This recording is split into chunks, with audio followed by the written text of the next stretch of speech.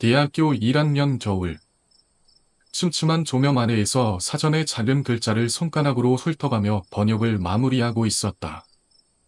실기 고양이라 내 책상 위를 어슬렁거리며 자꾸만 밤일을 해댔다. 손으로 가볍게 밀어내며 마지막 관용어고까지 입력하고 나니 벌써 새벽 1시가 넘어가 있었다. 졸음이 미애와 하품을 하며 눈을 길이닫아 방 한구석에 모인 컴퓨터가 눈에 들어왔다. 며칠 동안 인터넷을 거의 접속하지 않았다는 사실을 떠올리며 천천히 자리에서 일어나 컴퓨터 앞에 앉았다. 전원을 켜고 우선 지역 오컬트 포럼을 확인해 보기로 했다. 이 포럼은 원래 서양 흑마술이나 오컬트 이야기를 주로 다루는 곳이었지만 시간이 지나면서 잡담도 많아졌고 비교적 자유로운 분위기가 되었다. 월요일의 화제는 신념 스팟에 관한 것이었다. 스크롤을 밀어 올려 내용을 확인해보니 니타미디라는 사용자가 돌발적인 오토 모임을 제안한 글이 보였다. 이른바 번개 모임이었다. 니타밋은 상관의 성학년 남자로 이번에는 이음식 매관의 폐공장과 관련된 소문을 입수한 듯했다. 그 폐공장 지하에는 이유를 알 수 없는 공간이 있는데 넓은 바닥 위에 마치 피처럼 보이는 얼룩이 퍼져 있다고 한다. 현지에서는 금 위에 서면 흐릿하게 유령이 보인다고 하는데 직접 확인해 보고 싶지 않아? 이타밋의 글은 점점 더 흥미를 자극했다. 댓글을 살펴보니 몇몇 사람들이 관심을 보였지만 지금 당장 가는 것은 무리라는 반응이 대부분이었다. 그리고 약 30분 전에 올라온 이타밋의 댓글이 눈에 띄었다. 그럼 친구랑 둘이 먼저 가볼게. 그게 마지막 댓글이었다. 이후로는 이타밋의 반응이 없었다. 나는 컴퓨터 화면을 바라보며 묘한 불안감을 느꼈다. 이타밋은 한산 포럼에서 활발하게 활동하는 탐이었다. 그런데 이번에는 현장에 갔다고 한 이후로 아무런 소식이 없었다. 왠지 찝찝한 기분이 들었지만 쏟아지는 졸음에 결국 그대로 잠이 들었다. 그런데 다음날 탐소보다 이른 저녁 무렵 내 휴대전화가 요란하게 울렸다. 발신자는 니타치산 포럼에서 활동하는 사람 중 한 명이었다. 너 지금 뭐하고 있어? 큰일 났어. 당장 와봐. 니타치산의 목소리는 들뜬 듯했지만 동시에 급박함이 느껴졌다. 무슨 말을 하는지 반도 이해할 수 없었지만 나는 일단 그의 말대로 움직이기로 했다. 판파나 몰아치는 밤, 몰자고 매달리는 새끼 고양이를 뒤로 한 채 따뜻한 옷을 겹겹이 껴입고 자전거를 타고 나섰다. 목적지는 와키시라는 남자의 아파트였다.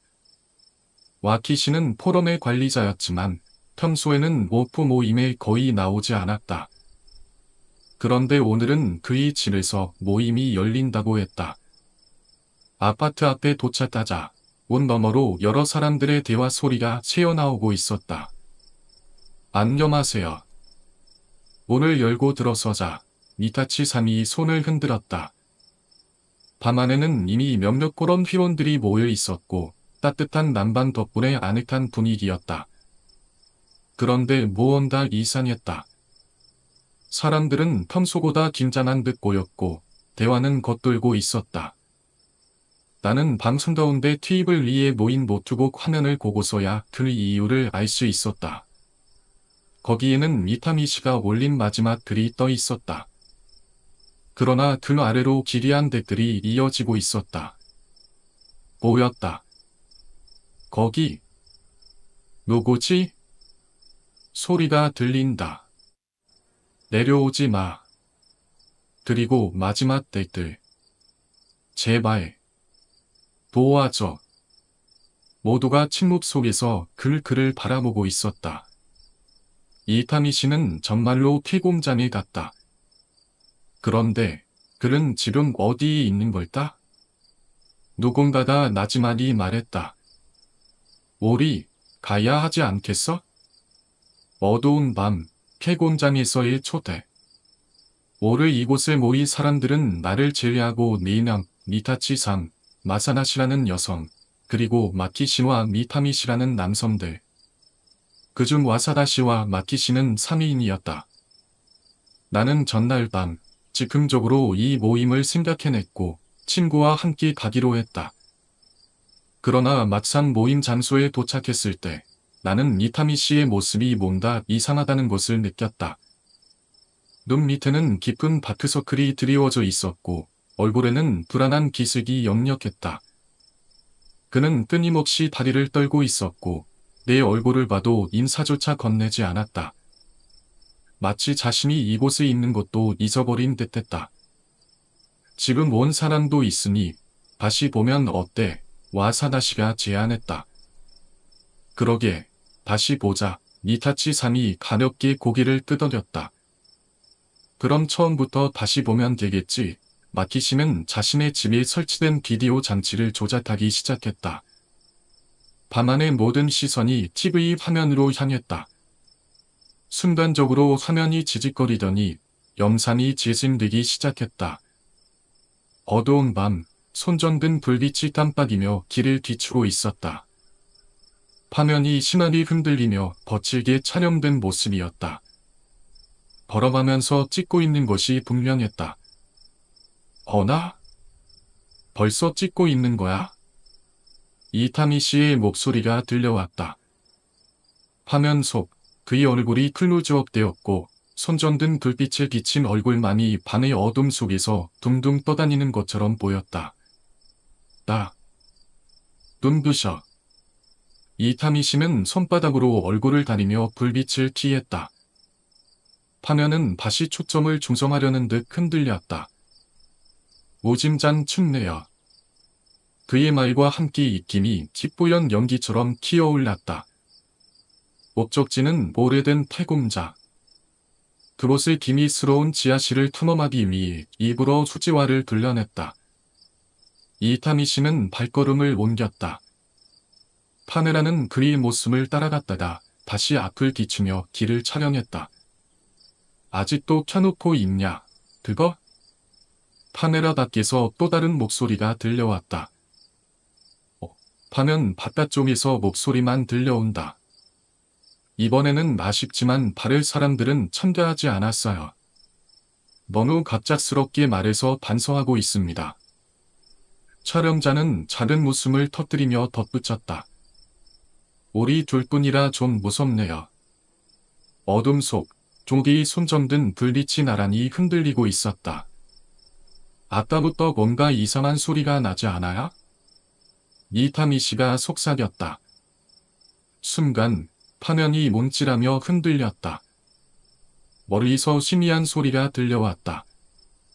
날카로운 울음소리처럼 들리는 그곳은 분명 산새들이 내는 소리와는 달랐다. 춥네. 이타미 씨가 낮게 중얼거렸다. 그때 점적을 깨고 전화벨 소리가 울렸다. 여보세요? 비타민입니다. 이타미 씨는 전화를 받았다. 화면 속 그는 누구와 통화하고 있었다. 게시판 보고 전화하신 분이라고요? 처음 뵙겠습니다. 다행이네요. 여긴 둘뿐이라 불안했는데. 지금 어디세요? 잠시 침묵. 예? 아키라고요? 말도 안 돼, 정말요? 카메라는 앞으로 돌려졌다.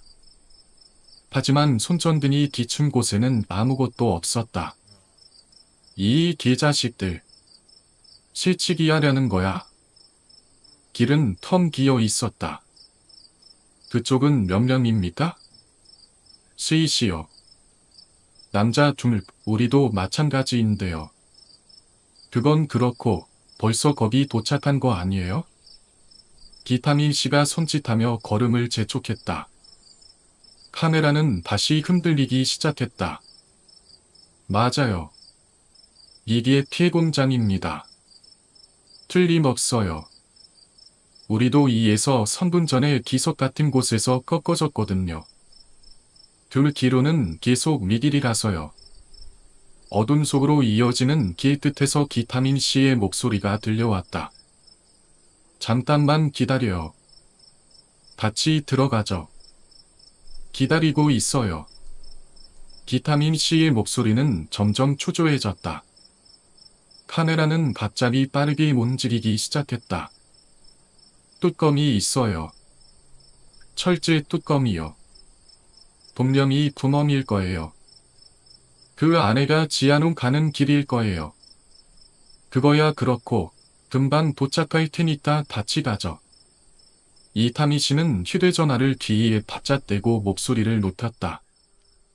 그러나 전화기 너머에서는 아무런 반응도 들리지 않았다. 여보세요? 여보세요? 대답이 없었다. 기타미 씨는 팔을 내며 욕설을 내뱉었다. 카메라는 그의 등 뒤를 뒤치며 계속해서 흔들렸다. 이타미 씨와 기타미 씨는 폐공장 앞까지 걸어왔다. 지나온 길 뒤를 돌아보자 손전등 불빛이 닿지 않는 어둠 속에서 누군가나 서 있는 듯한 형상이 보였다. 거기 누구야? 기타미 씨가 손전등을 그곳으로 비치려 했으나 빛이 어딘가에 가로막힌 듯 더 이상 뻗어나가지 않았다. 그 순간 뭔가가 스쳐 지나가는 듯한 차가운 바람이 폐공장의 벽을 따라 흘렀다. 그리고 그것이 그들을 지켜보고 있었다. 폐공장에서의 총대, 계속. 어둠 속에서 카메라는 좌우로 흔들리며 주변을 뒤쳤다. 그곳에는 양쪽으로 커다란 미닫이식 문이 있었고 한쪽 문 안에는 찌그러진 채 비스듬히 기울어져 있었다. 덕분에 한 사람이 충분히 드나들 수 있을 정도의 틈이 생겨 있었다. 거기 있어라. 기타미 씨가 손전등을 그 틈새로 비추며 말했다. 그리고 망설이듯 흠칫거리며 자기 몸을 그 틈으로 밀어 넣었다. 순간 화면이 흔들리며 그의 얼굴이 다시 나타났다. 들어올 수 있어? 그의 말이 끝나기가 무섭게 카메라 역시 조용히 그 뒤를 따라 틈새로 들어갔다. 폐공장의 내부는 이미 오래전에 기능을 잃어버린 듯 판연하고 일심연스러웠다. 원래 어떤 공장이었는지는 알 수 없었지만 여기저기 녹슨 드럼통과 찢어진 자루들이 구석에 나뒹굴고 있었다. 바닥에는 부서진 벽돌과 모래가 흩어져 있었다.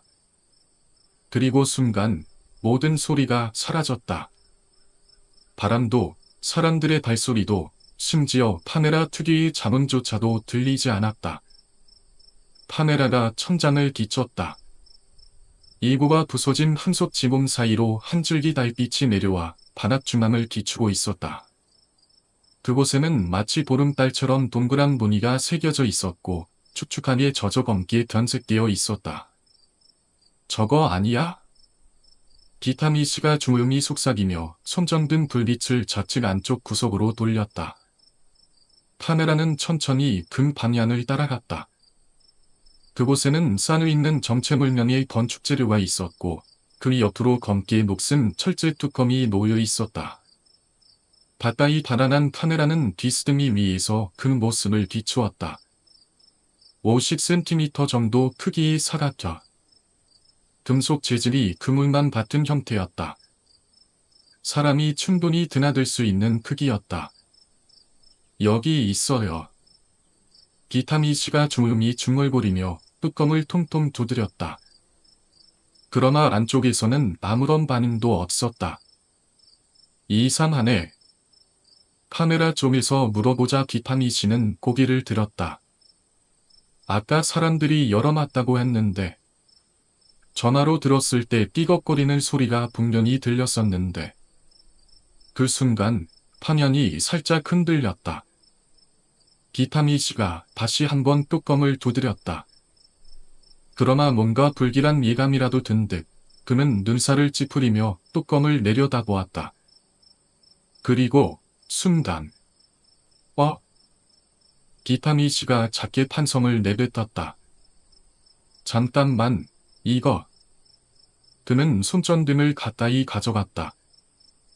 그리고 꼭 그 뚜껑은 용접되어 있었다. 카메라가 흔들리며 비스듬히 뚜껑과 바닥을 비추었다. 철제 뚜껑의 가장자리에는 마치 마다놓기라도 한 듯 두껍게 용접된 자국이 남아 있었다. 이거 원래 이랬나? 비타민 C의 목소리가 점점 더 불안해졌다. 아까 그놈. 분명히 전화로 말했어. 먼저 내려간다고. 이타미 씨는 뚜껑을 뚫어져라 바라보며 중얼거렸다. 그러고 나서 그의 목소리가 떨렸다. 펀. 파는 소리가 나더니 전화가 끊어졌어. 아까 그놈 여기 들어간 거야. 이 안에. 그 말과 동시에 쿵. 쿵쿵쿵. 누군가 안에서 뚜껑을 두드리고 있었다.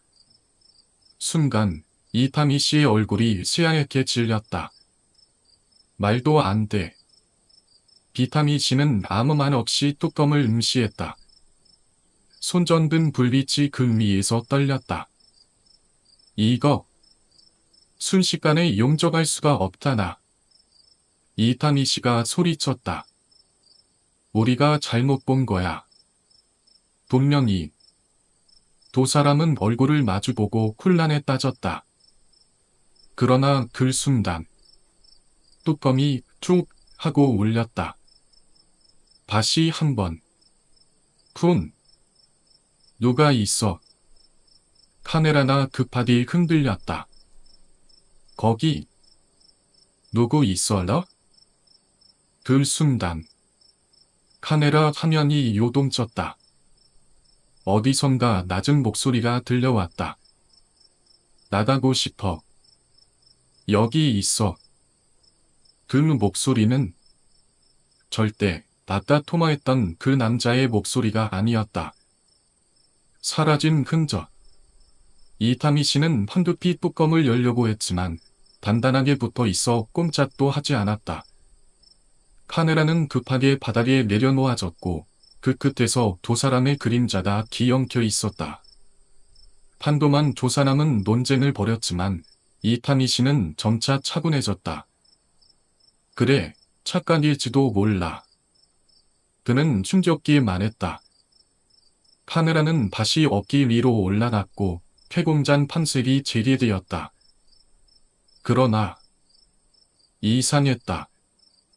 아무리 돌아다녀도 더 이상 뚜껑 같은 것은 보이지 않았다. 그리고 지하실로 내려가는 입구도 없었다.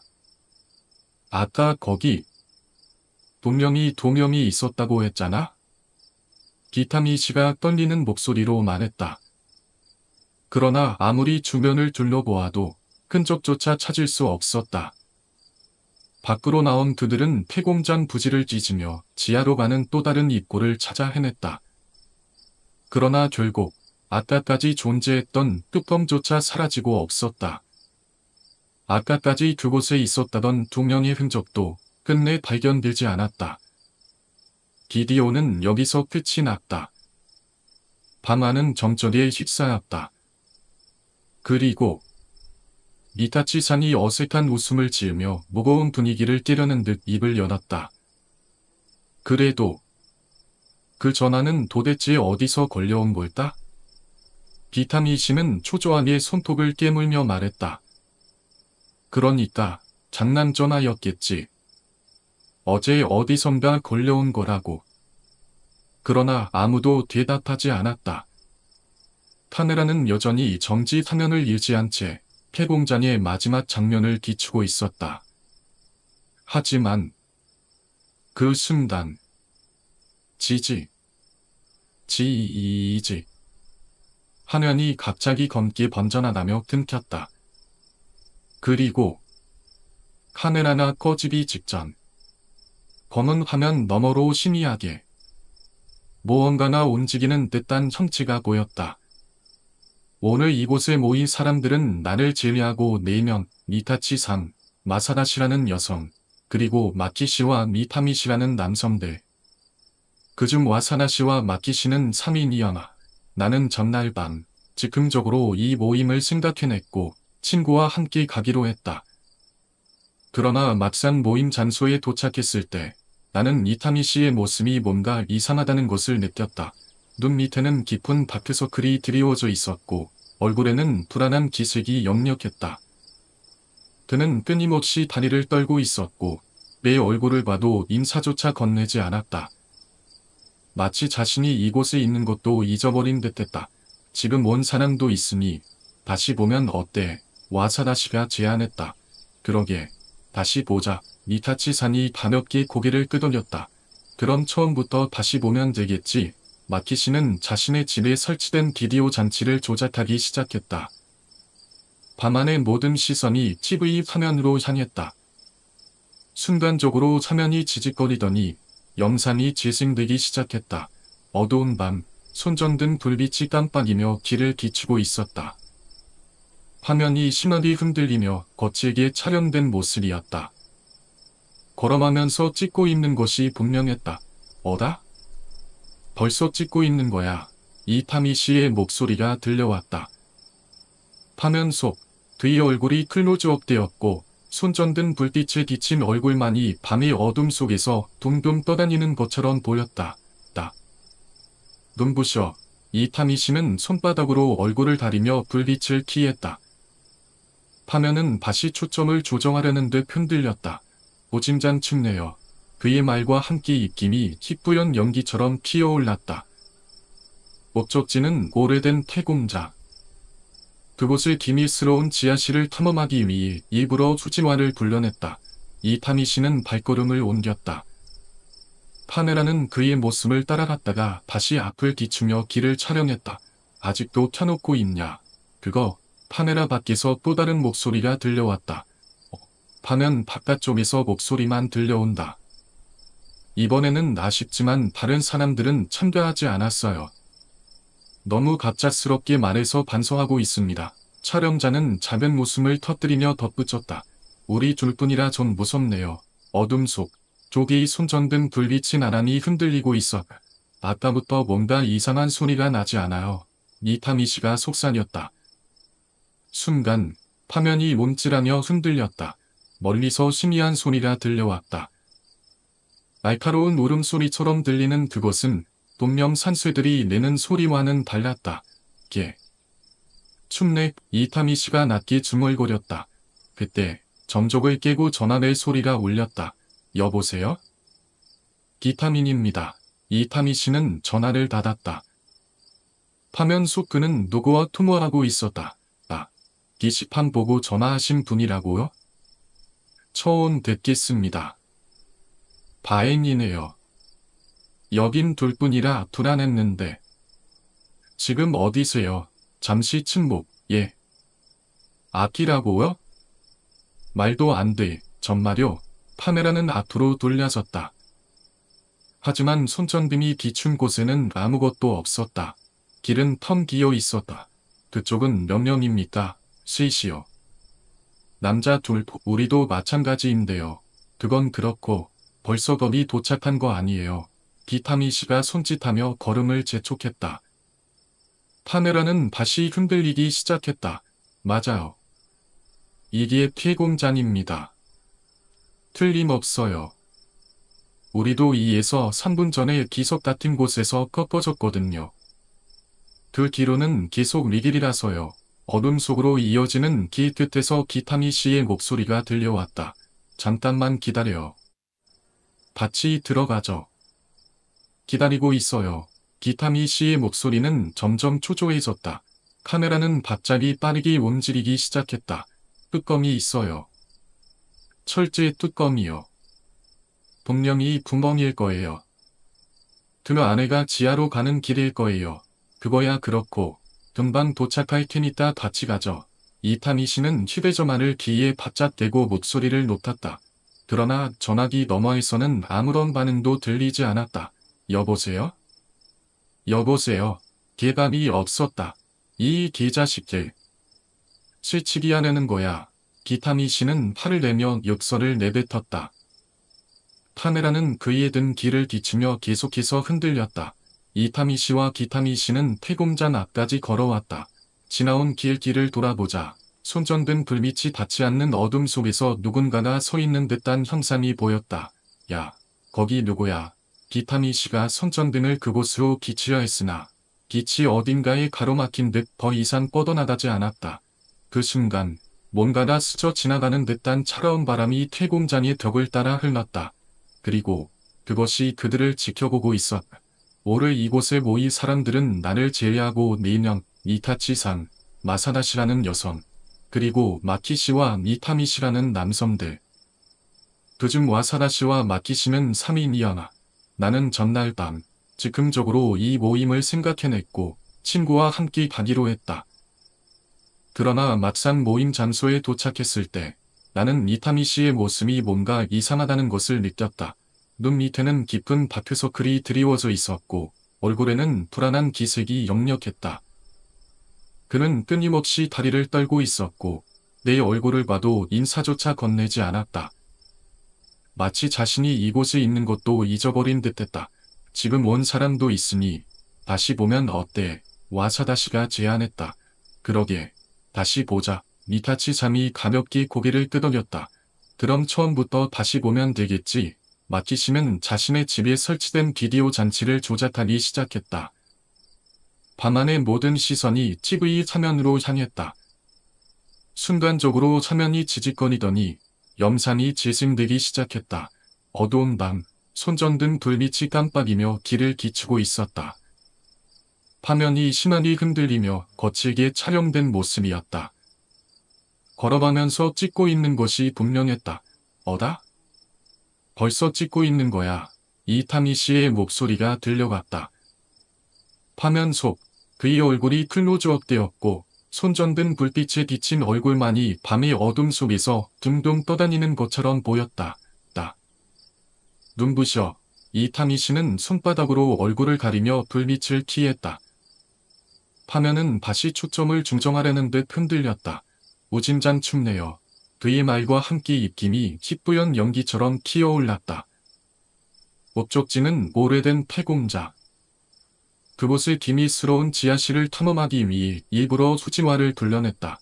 이타미 씨는 발걸음을 옮겼다. 카메라는 그의 모습을 따라갔다가 다시 앞을 기추며 길을 촬영했다. 아직도 켜놓고 있냐? 그거. 카메라 밖에서 또 다른 목소리가 들려왔다. 화면 바깥쪽에서 목소리만 들려온다. 이번에는 아쉽지만 다른 사람들은 참가하지 않았어요. 너무 갑작스럽게 말해서 반성하고 있습니다. 촬영자는 작은 웃음을 터뜨리며 덧붙였다. 우리 둘뿐이라 좀 무섭네요. 어둠 속 두 개의 손전등 불빛이 나란히 흔들리고 있어. 아까부터 뭔가 이상한 소리가 나지 않아요. 이타미 씨가 속삭였다. 순간 화면이 움찔하며 흔들렸다. 멀리서 희미한 소리가 들려왔다. 날카로운 울음소리처럼 들리는 그것은 분명 산새들이 내는 소리와는 달랐다. 춥네. 이타미 씨가 낮게 중얼거렸다. 그때 정적을 깨고 전화벨 소리가 울렸다. 여보세요? 비타민입니다. 이타미 씨는 전화를 받았다. 화면 속 그는 누구와 통화하고 있었다. 게시판 보고 전화하신 분이라고요? 처음 뵙겠습니다. 다행이네요. 여긴 둘뿐이라 불안했는데. 지금 어디세요? 잠시 침묵. 예. 아키라고요? 말도 안 돼. 정말요? 카메라는 앞으로 돌려졌다. 하지만 손전등이 비춘 곳에는 아무것도 없었다. 길은 텅 비어 있었다. 그쪽은 몇 명입니까? 셋이요. 남자 둘, 우리도 마찬가지인데요. 그건 그렇고 벌써 검이 도착한 거 아니에요. 비타미 씨가 손짓하며 걸음을 재촉했다. 카메라는 다시 흔들리기 시작했다. 맞아요. 이게 폐공장입니다. 틀림없어요. 우리도 이에서 3분 전에 기석 같은 곳에서 꺾어졌거든요. 그 뒤로는 계속 미길이라서요. 어둠 속으로 이어지는 길 끝에서 기타미 씨의 목소리가 들려왔다. 잠깐만 기다려. 같이 들어가죠. 기다리고 있어요. 기타미 씨의 목소리는 점점 초조해졌다. 카메라는 갑자기 빠르게 움직이기 시작했다. 뚜껑이 있어요. 철제 뚜껑이요. 분명히 구멍일 거예요. 그 아내가 지하로 가는 길일 거예요. 그거야 그렇고 금방 도착할 테니까 같이 가죠. 이타미 씨는 휴대전화를 귀에 바짝 대고 목소리를 높였다. 그러나 전화기 너머에서는 아무런 반응도 들리지 않았다. 여보세요? 여보세요? 대답이 없었다. 이 기자식들. 실치기 하려는 거야. 기타미 씨는 화를 내며 욕설을 내뱉었다. 카메라는 그의 등 길을 비추며 계속해서 흔들렸다. 이타미 씨와 기타미 씨는 폐공장 앞까지 걸어왔다. 지나온 길을 돌아보자 손전등 불빛이 닿지 않는 어둠 속에서 누군가가 서 있는 듯한 형상이 보였다. 야, 거기 누구야? 기타미 씨가 손전등을 그곳으로 비치려 했으나 빛이 어딘가에 가로막힌 듯 더 이상 뻗어나가지 않았다. 그 순간 뭔가가 스쳐 지나가는 듯한 차가운 바람이 폐공장의 벽을 따라 흘렀다. 그리고 그것이 그들을 지켜보고 있었다. 그 순간 가짜의 손전등 불빛이 문틈에 집중되었다. 마치 그 안에서 뭔가가 얼굴을 내밀 것만 같은 섬뜩한 기분이 들었다. 소름이 등골을 타고 내려가며 손끝까지 얼어붙는 듯했다. 들어간다. 토스키 씨는 짧게 선언하더니 아무런 망설임도 없이 문틈을 뒤집고 안으로 사라져갔다. 나는 그 순간 감안하며 급히 그의 뒤를 따라갔다. 폐공장 안에는 곰팡이 냄새가 진동했고 영상으로만 보았던 그곳이 직접 눈앞에 펼쳐지자 공포는 더욱 현실감 있게 다가왔다. 손전등 불빛이 여기저기 흔들리며 마치 커다란 도깨비불처럼 춤을 추었다. 인기척은 어디에도 없었다. 우리들의 거칠 숨소리와 등 뒤에서 문을 넘어오는 나머지 두 사람의 발소리만이 공간을 메웠다. 한가운데 바닥으로 달빛이 떨어지고 있었다. 올려다보니 훈석지붕이 일부가 부서져 둥그런 구멍이 뚫려 있었다. 그 틈으로 들어오는 희미한 달빛은 어딘가 비현실적이고 마치 꿈속 같은 환상적인 분위기를 만들어내고 있었다. 기타미 씨가 손전등을 좌측 구석으로 향했다. 표스키 씨는 선두에 서서 발소리를 죽이며 천천히 그쪽으로 걷어갔다. 심장이 빠르게 뛰기 시작했다. 쓰러진 드럼통의 그림자에서 뭔가가 움직인 것 같다. 그러나 그것이 착각이라는 것도 알고 있었다. 하지만 내 머릿속에서 울리는 경고음은 계속해서 위기감을 고조시키고 있었다. 이거라. 표스키 씨가 멈춰 섰다. 그의 발밑을 보니 뚜껑이 있었다. 금속재의 뚜껑이었다. 싸늘한 바닥 위에 마치 달라붙은 것처럼 모여 있었다. 사람이 손명쯤 드나들 수 있을 정도의 크기였다. 그 아래에는 계단이 있을까? 하지만 뚜껑은 용접되어 있었다. 직접 눈으로 보니 확실했다. 이 뚜껑은 단순히 닫혀 있는 것이 아니라 오랜 세월 동안 단단히 붙어 있었다. 몇 년, 아니 10년은 넘게 이 상태로 있었겠지. 니타치상이 짧은 기념을 지르듯 속삭였다. 다시 뚜껑을 바라보았다. 그때 깨달았다. 뚜껑이 용접된 틈 사이로 머리카락이 튀어나와 있었다. 사람의 머리카락. 안개가 더욱 짙어지는 것 같다. 공기가 무겁고 끈적하게 느껴졌다. 온몸에 소름이 돋고 등줄기를 타고 식은 땀이 흘렀다. 위험해. 이거 진짜 위험해. 내 머릿속에서 계속해서 경고음이 울리고 있었다. 그러나 투스키 씨는 나를 바라보며 태연하게 말했다. 뽕버다. 제가요? 나는 밤안에서 되물었다. 발을 사람의 머리카락 같은 건 손대고 싶지 않아. 뭔가 끔찍한 예감이 들었다. 됐으니까 빨리. 그의 어조는 단호했다. 거부할 수 없었다.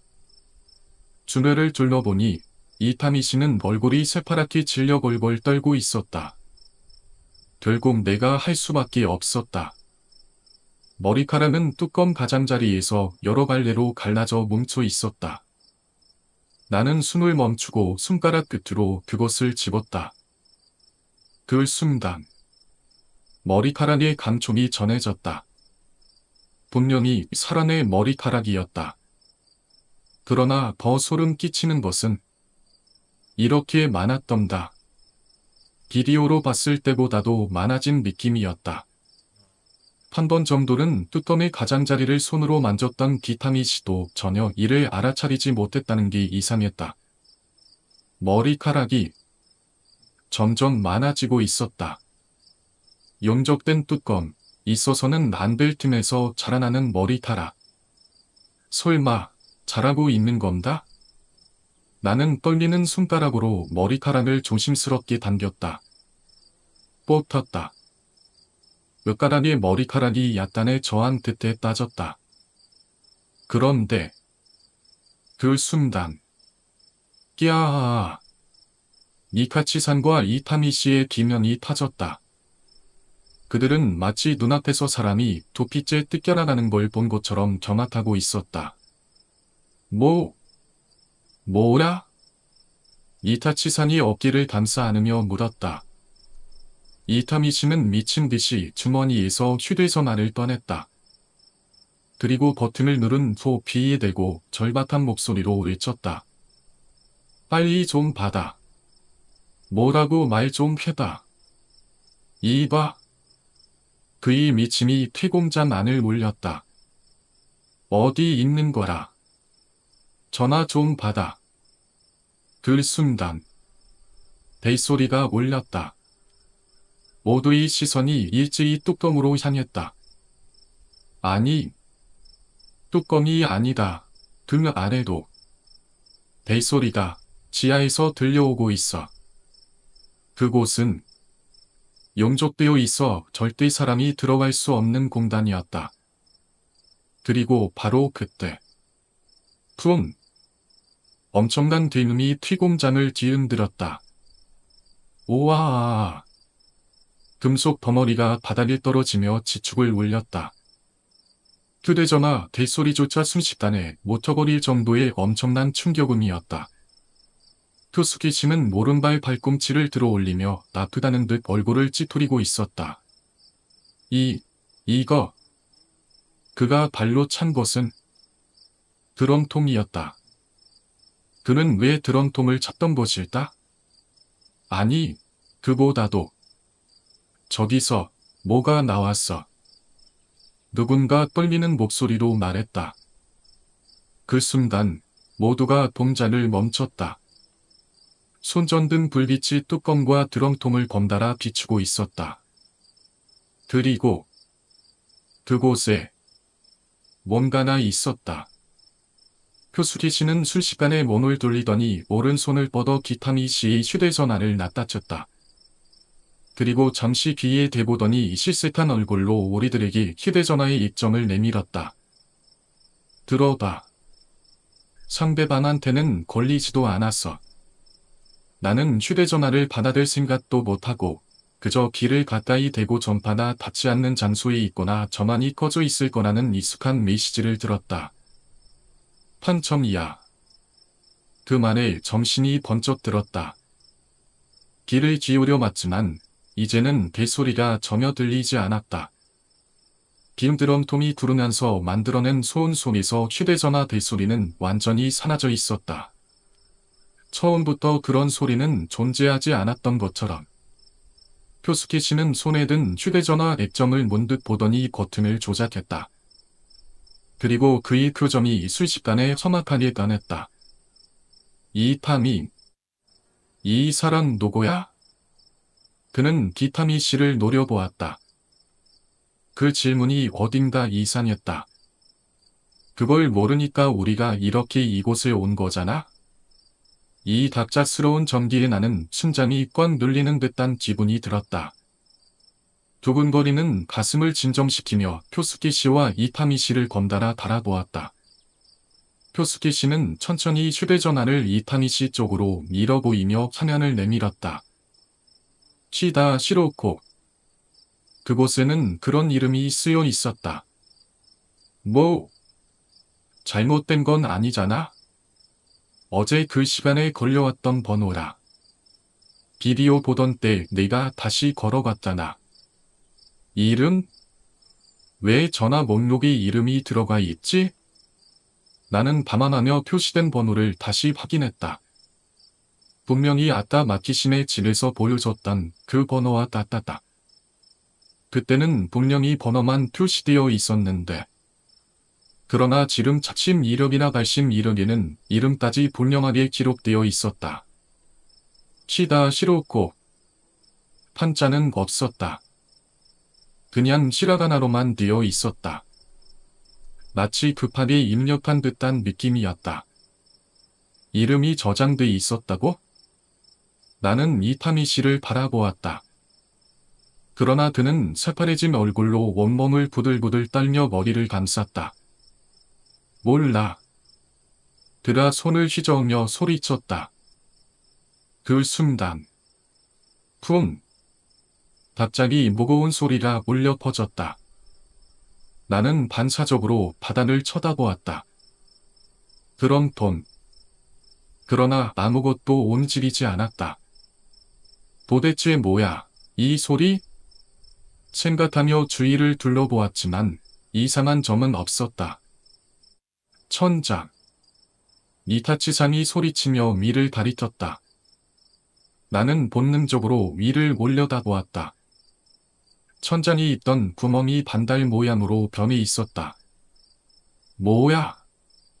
아까 봤을 때는 분명 둥근 형태였는데 바닥에 떨어지는 달빛도 반달 모양으로 바뀌어 있었다. 그리고 다시 소리가 들렸다. 반달이 초승달 모양으로 바뀌고 있었다. 도넘이 잦아지고 있었다. 도넘 바로 아래 바닥은 비이 젖어 검게 변색되어 있었다. 그곳으로 떨어지는 하얀 달빛이 점점 가늘어지면서 바닥의 얼룩이 점점 더 검고 진한 색으로 변해갔다. 마치 kit자국처럼 천장에 구멍이 닫혀가고 있다. 그 순간 곰꼬가 꽃달했다. 뚜껑이 닫힌다. 다리가 얼어붙은 듯 움직이지 않았다. 출구가 사라진다는 공포감에 온몸이 경직되었다. 그러나 그 순간 나다자 초스케시였다.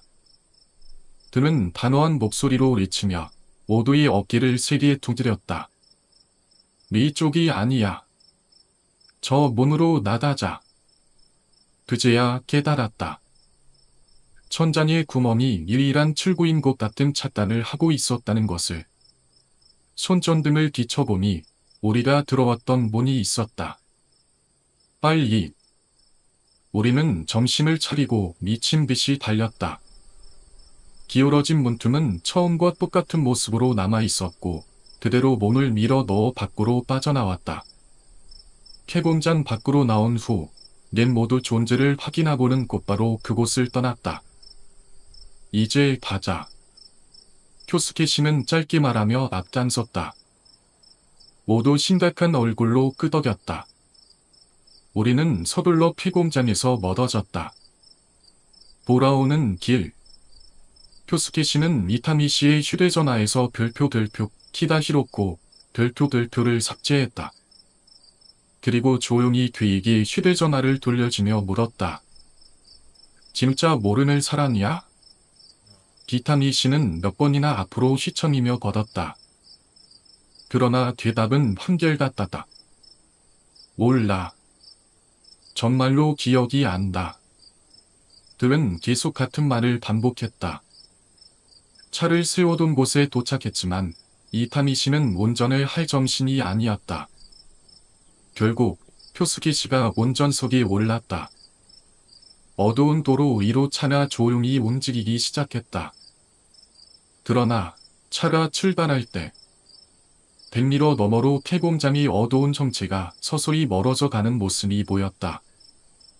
그리고 그 어둠 속에서 판줄기 검은 머리카락이 바람에 휘날리고 있었다. 결국 우리는 무사히 귀가할 수 있었지만 여전히 마음 흉부 속에는 지워지지 않는 불안감이 가득했다. 호기심보다도 우리가 겪은 일이 너무도 위험했다는 사실이 머릿속에서 떠나지 않았다. 나는 더 이상 그곳에 대해 생각하고 싶지 않았다. 그날 밤, 우리는 조용히 해산했다. 차 안에서도 아무도 입을 열지 않았다. 그날의 사건을 굳이 이야기하려 하지 않은 것은 본능적으로 그것이 위험한 일임을 알고 있었기 때문일 것이다. 차 안에는 오로지 엔진 소리만이 들렸다. 창문 밖으로 스치는 어둠 속에 나는 계속해서 폐공장에서의 기억을 되새겼다. 머리카락이 삐져나와 있던 용접된 뚜껑, 그 아래에서 울려 퍼지던 휴대전화 벨소리, 그리고 천장의 구멍이 점점 작아지던 그 기묘한 순간들. 마치 보이지 않는 무언가가 우리를 따라오고 있는 것 같다. 숨이 막혔다. 기타미 씨가 갑자기 입을 열었다. 그 비디오는 처분할 거야. 그의 목소리는 평소보다 낮고 무거웠다. 나는 그 말을 듣고도 아무런 대답을 하지 못했다. 그저 창문 밖을 응시하며 이 모든 일이 꿈이었으면 좋겠다는 생각을 할 뿐이었다. 그렇게 밤이 지나고 다음 날이 되었다. 나는 더 이상 그 사건에 대해 생각하고 싶지 않았다. 그러나 머릿속에서는 계속해서 그날의 기억이 반복되었고 결국 나는 오컬트 전문가인 스승을 찾아갔다. 그는 오랫동안 신비로운 사건들을 연구해온 인물이었다. 파롭던 자고 나니까 겁이 없어졌나 보네? 그는 내 이야기를 흥미롭게 들으며 말했다. 나는 천천히 지난밤의 사건을 설명했다. 폐공장에서 있었던 모든 일, 머리카락이 삐져나와 있던 뚜껑, 그리고 천장의 구멍이 점점 작아졌다는 것까지.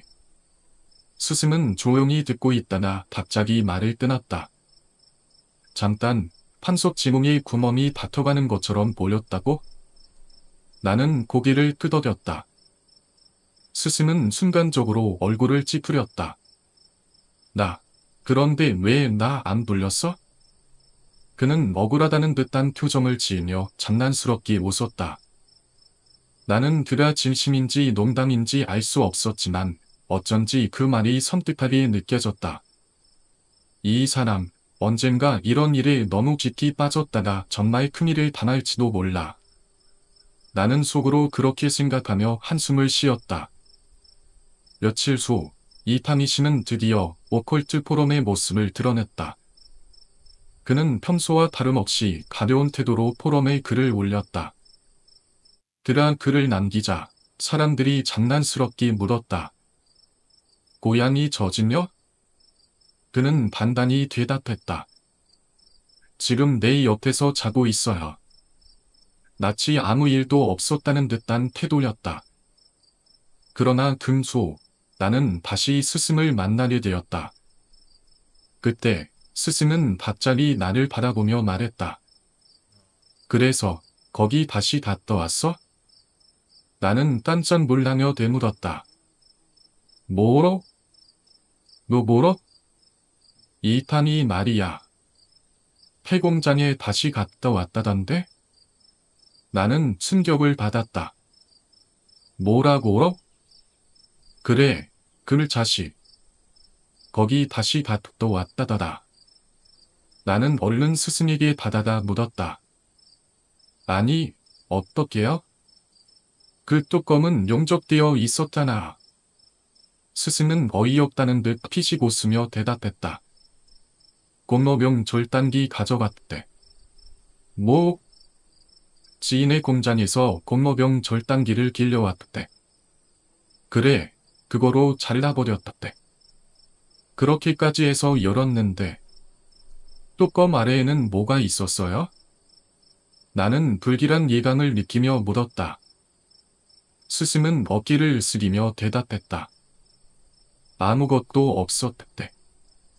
거짓말이죠? 진짜야. 조그만 공간발이 없었대. 원래 지하실 같은 게 있었는지도 모르겠지만 뚜껑 바로 밑에는 그냥 콘크리트로 막혀 있었어. 그럴 리다. 거기 딱 사람 하나 들어가 있다 말다 한 작은 공간뿐이더래. 그리고 아래는 뭔가 쥐뼈 같은 것만 흐트러져 있었다. 나는 말을 잃었다. 머리카락은요? 그게 더 이상하지. 내가 말했던 그 머리카락. 없었대. 전혀. 한 올도 안 보였대. 나는 머리가 어지러워졌다. 그럴 리가 없어요. 그날 밤에 내가 직접 꼽았어요. 확실히 머리카락이 있었어요. 스승은 고개를 갸웃거리며 말했다. 그럼 머리가 본 게 뭐였던 걸까? 그리고 그는 뜬금없이 말했다. 아, 그 폐공장 말인데 옛날에 여자애 하나가 거기서 죽은 거 알지? 나는 순간 심장이 벌컥 내려앉았다. 뭐라고요? 예전에 여자애가 살해당하고 그 시체가 거기 버려졌었다대. 16살 정도 되는 여자애였는데 나중에 개꿀 상태로 발견됐다다다. 그런 말 처음 들어라. 그래? 그 사건 제대로 조사도 안 되나? 번호도 찾지 못했고 결국 미제 사건으로 종결됐지. 나는 순간 숨을 삼켰다. 그 살해당한 여자애. 혹시 이름이 티가 시로코였나요? 스승은 내 질문을 듣고는 한동안 조용히 있었다. 그리고 그는 그저 고개를 갸웃거릴 뿐이었다. 나는 갑자기 든 귀가 서늘해지는 느낌을 받았다. 만약 우리가 본 그 머리카락이 그 아이의 것이었다나? 하지만 이 질문을 끝으로 나는 더 이상 아무 말도 하지 못했다. 왜냐하면 내 머릿속에는 폐공장에서 흩날리던 검은 머리카락과 천천히 다퉈가던 천장의 구멍, 그리고 뚜껑 아래에서 들려오던 휴대전화 벨소리가 아직도 또렷하게 남아 있었기 때문이다. 그리고 나는 그곳에서 아직도 무언가가 우리를 부르고 있다는 느낌을 지울 수 없었다.